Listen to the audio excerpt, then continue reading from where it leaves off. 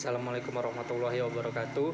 Perkenalkan, nama saya Rama Arwianda Dustira dari PJKR 1D NPM 20106310701111. Di sini saya akan menjelaskan tugas UAS. Anatomi adalah ilmu yang mempelajari tentang struktur tubuh manusia. Anatomi berasal dari bahasa Yunani ana yang berarti habis atau ke atas dan tomos yang berarti memotong atau mengiris. Jadi anatomi manusia adalah ilmu yang mempelajari struktur tubuh manusia dengan cara menguraikan tubuh manusia menjadi bagian yang lebih kecil sampai ke bagian yang paling kecil dengan cara memotong atau mengiris tubuh manusia tersebut. Kemudian diangkat dan dipelajari dan diperiksa dengan menggunakan alat yaitu mikroskop. Komponen-komponen struktur organisasi kehidupan diurutkan dengan tingkatan organisasi kehidupan dari yang paling kecil sampai yang paling besar, yaitu yang pertama ada molekul, organel, sel, jaringan, organ, dan sistem organ. Molekul adalah organisasi kehidupan dari tingkat yang paling sederhana, ini adalah molekul. Setiap makhluk hidup disusun oleh molekul-molekul organik. Molekul-molekul tersebut antara lain ada lemak, karbohidrat, dan protein, dan sebagainya. Organel merupakan bagian dari penyusun sel yang terdiri dari beberapa biomolekul atau molekul organik yang mempunyai fungsi-fungsi tersendiri. Contoh organel suatu sel yakni seperti retikulum endoplasma, ribosom, mitokondria, dan risosom, badan Golgi, sentrosom, plastis, dan vakuola, dan lain-lain. Selanjutnya ada sel. Sel merupakan unit terkecil dari sebuah struktur dan fungsional.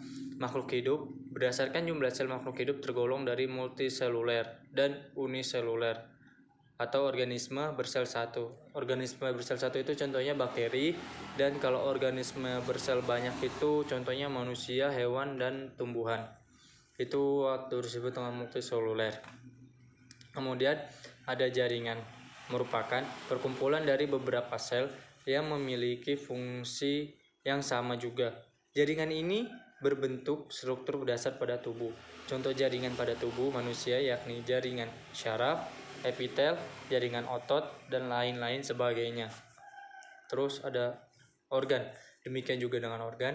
Organ merupakan sekumpulan dari multi jaringan yang mempunyai sistem fungsi tertentu. Setiap makhluk hidup terdiri dari beberapa sistem organ yang memiliki peran tersendiri terhadap makhluk hidup tersebut. Contoh sistem organ pada manusia adalah seperti mata, jantung, paru-paru, ginjal, dan lain-lain. Organ-organ itu memiliki peran sendiri terhadap tubuh seperti mata untuk melihat, hidung untuk mencium, paru-paru untuk menampung udara, dan lain-lain. Sistem organ, tingkat organisasi kehidupan yang selanjutnya yaitu sistem organ. Sistem organ merupakan penggabungan dari beberapa organ yang saling kerjasama satu sama lain, yang bertujuan untuk memiliki fungsi tertentu. Contoh sistem organ pada manusia seperti sistem organ pernafasan, sistem pencernaan, sistem syaraf, sistem ekskresi, dan lainnya. Yang mana dari sistem organ tersebut terdiri dari beberapa organ, misalnya sistem pernafasan terdiri dari hidung, laring, trakea, dan paru-paru. Selanjutnya yaitu ada miologi. Miologi berasal dari kata mio yang artinya otot dan logi yang artinya ilmu pengetahuan. Jadi miologi adalah ilmu pengetahuan yang mempelajari tentang otot yang ada di tubuh manusia. Otot yang ada di tubuh manusia terdapat gerakan-gerakan yang disadari dan tidak disadari. Gerakan yang disadari pada umumnya gerakan-gerakan yang disebabkan oleh otot-otot lurik, sedangkan yang tidak disadari disebabkan oleh otot polos dan jantung. Dalam tubuh manusia, kurang lebih 43% dari berat tubuh adalah jaringan otot. Jaringan otot mempunyai sifat dan dirangsang atau irritable, dapat memendek atau berkontraksi, dapat memanjang, dan elastis. Komposisi kimia otot yang menyusun otot terdiri atas yang pertama itu 75% air atau hidrogen, 20% protein, 5% mineral dan garam bukan organik. Macam-macam otot di dalam tubuh manusia terdapat 3 macam otot, antara lain sebagai otot polos, disusun oleh serabut-serabut otot polos yang inti selnya terdapat di tengah. Serabut-serabut ototnya tidak mempunyai garis-garis melintang, oleh sebab itu disebut dengan otot polos. Otot jika dilihat dari strukturnya, otot jantung termasuk ke dalam otot lurik, sedangkan jika dilihat dari fungsinya termasuk otot polos. Otot ini kerjanya tidak di bawah kemauan manusia, melainkan terpengaruh oleh refleks. Otot lurik disebut otot lurik karena mempunyai garis-garis melintang. Otot-otot ini disebut juga otot kerangka karena sebagian besar ada di tulang kerangka. Selanjutnya ada sistem kerangka osteologi. Berasal dari bahasa Yunani osteol yang berarti tulang dan logos yang berarti ilmu. Jadi osteologi cabang dari anatomi yang mempelajari tentang tulang. Dalam mempelajari tulang sering pula dijumpai istilah seperti skeleton yang berasal dari bahasa Latin yang artinya kerangka atau sistem kerangka. Sistem kerangka manusia adalah suatu sistem yang disusun oleh sejumlah tulang dan sedikit tulang rawan yang membentuk tubuh manusia. Kemudian kerangka manusia dewasa disusun oleh 206 buah tulang yang satu dan lainnya ada yang dihubungkan secara langsung persambungan dan tidak langsung persendian, serta diperkuat oleh jaringan ikat, rawan, dan otot.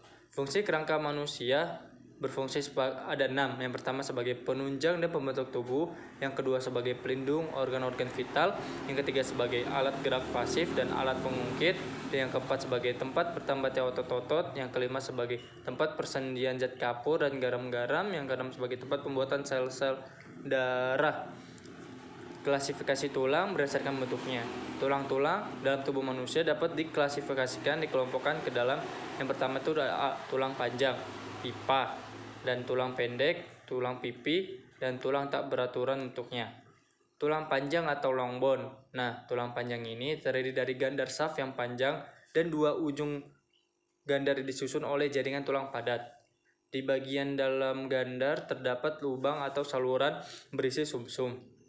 Saluran ini disebut saluran sumsum karena pada bagian ujung tulang biasanya lebih besar dibandingkan dengan gandarnya. Bagian ini disusun oleh jaringan tulang bunga karang atau spons dan sedikit dilapisi jaringan tulang padat.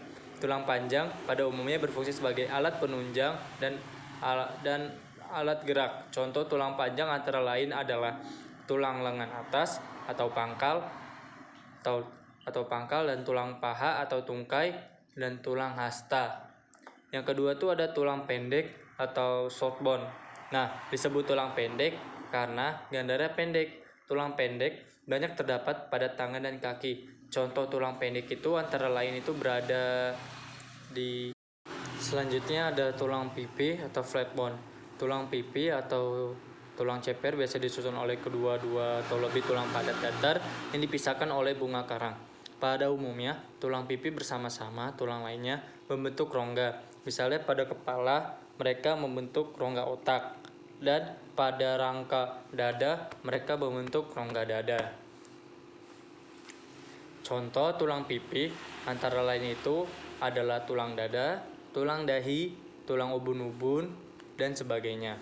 Kemudian selanjutnya ada tulang tak beraturan bentuknya atau irregular bone. Dalam tubuh manusia, banyak tulang yang bentuknya tidak dapat dikelompokkan. Mengapa? Karena dalam ketiga kelompok di atas, oleh karena itu tulang ini dikelompokkan ke dalam kelompok khusus, yaitu kelompok tulang tak beraturan bentuknya. Contohnya antara lain adalah tulang belakang atau os mandibula dan tulang rahang atas. Selanjutnya ada artologi. Jadi anatomi yang mempelajari tentang persambungan dan persendian di dalam tubuh manusia. Ada struktur diartosis. Yang pertama, ujung-ujung tulang bagian tulang yang dihubungkan disebut ekstremitas dan berfungsi sebagai penahan getaran, pelican, dan pelancar getaran. Setiap sendi dibungkus oleh selaput pembungkus sendi yang disebut selaput sendi atau simpul sendi. Nah, Di antara kedua atau lebih ujung tulang yang dihubungkan terdapat suatu ruangan atau rongga yang dinamakan rongga sendi. Agar persendian tidak mudah lepas, sendi diperkuat oleh tali pengikat atau ligamen. Pada persendian terdapat kantung leather atau bursa pada cavum artikular. Pembagian diartrosis jumlah tulang yang dihubungkan dapat dibagi menjadi yang pertama ada articulatio simplex, yang kedua ada articulatio compactex. Berdasarkan gerakan-gerakan yang dapat dilakukan pada diartrose, yaitu ada sendi geser, sendi putar, sendi peluru, sendi plana, dan sendi engsel. Faktor-faktor yang memperkuat persendian yang pertama ada ligamen dan kapsula artikular. Otot-otot yang melalui persendian, bentuk bagian tulang yang diperhubungkan, kohesi, adanya cairan atau lendir, dan ada tekanan atmosferis. Selanjutnya respirasi. Respirasi adalah pertukaran gas, yaitu oksigen O2 yang dibutuhkan tubuh untuk metabolisme sel dan karbon dioksida CO2 yang dihasilkan dari metabolisme tersebut dikeluarkan dari tubuh melalui paru-paru. Sistem respirasi, organ yang berfungsi untuk mengambil O2 dari atmosfer ke dalam sel-sel tubuh untuk mentransfer CO2 yang dihasilkan sel-sel tubuh kembali ke atmosfer. Selanjutnya, saluran respirasi dimulai dari saluran nafas bagian atas, yaitu hidung, lalu saluran nafas bagian bawah, yaitu paru-paru. Transportasi gas pernapasan. Yang pertama ada ventilasi, difusi, dan perfusi pulmonal. Pengukuran volume paru, kapasitas paru, pengaturan pernafasan. Alat respirasi pada manusia. Yang pertama ada hidung, adalah jalan masuknya udara. Dua, faring, adalah perimpangan tenggorokan dan kerongkongan. Yang ketiga, laring, adalah pangkal tenggorokan. Yang keempat ada trakea atau tenggorokan. Yang kelima ada bronkus, percabangan trakea ke kiri dan ke kanan. Yang keenam ada bronchiolus, adalah percabangan bronkus. Yang ketujuh ada alveolus atau gelembung paru-paru. Selanjutnya, sistem kardiovaskular terdiri yang pertama dari jantung, arteri dan arteriol, pembuluh darah utama, kapiler dan sinusoid, venul dan vena.